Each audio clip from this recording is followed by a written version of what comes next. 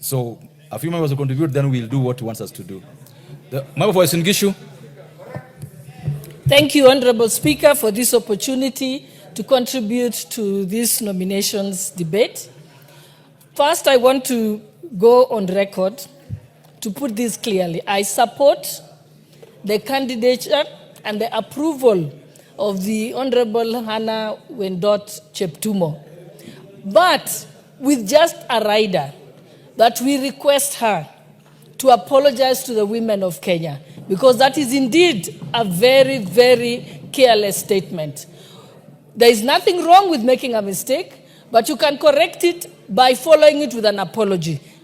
She can do a public apology on the social media, she can do it in the dailies or in a press statement. But that is the minimum we expect, because I think it would be wrong for us as women leaders, and especially someone like me who has been in the women's movement for a long time, to trivialize those statements and not say anything about it. We owe it to the women of this country, and we also owe to take seriously the issues of femicide, which is almost becoming a national problem. So it is important, because we do not want to look like we are ignoring it. Because we also need to make sure that the next person, in their own statements, when they are speaking, don't make the same careless mistake.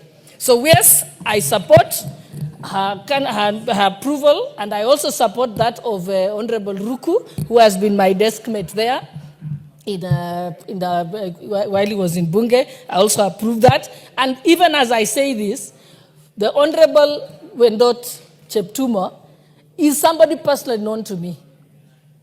Not only was her late husband my classmate, but also she was my student at the University of Nairobi when she came to study law. So yes, she's known to me. But it would be wrong also for me, as having been her teacher, not to say that what she said was unfortunate. So that is all I have to say. Thank you. I'm going to give 4 more. And if you took us